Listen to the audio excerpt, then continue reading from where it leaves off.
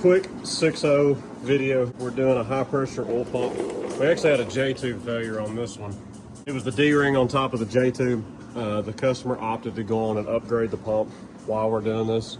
A diesel site billet adrenaline high volume pump. We're also putting the new correct ICP sensor in for 03 early 04. Got a new gasket on here, but what I was wanting to talk about is that relief that we ground in there. So this is a C2 cover.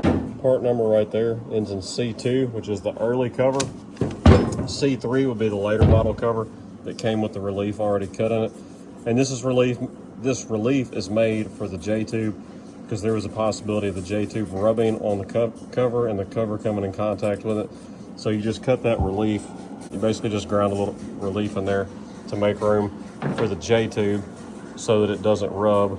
Just food for thought, either grind your cover or get a later model cover. I would just grind the cover and save my money though. Wanted to show y'all that because I had somebody ask about it the other day, so we thought we'd show y'all that. The J-tube that came out of it, and the D-ring was blown. It was basically blown and torn on one side, which I seldom ever see these blow, but this is the second one in like a month that we've done now that's had this O-ring be the failure. Thank goodness it has the O-Dogs intake on it, so we have to pull the intake to do this because this would have been the 03 with the crossover, which is a pain in the butt. We did air test it.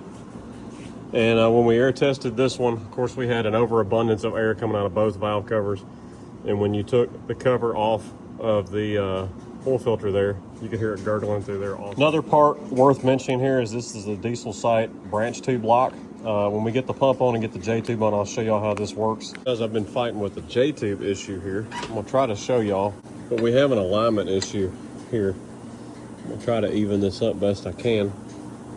But the holes don't line up when you put the J-tube on the truck. It's about that far off.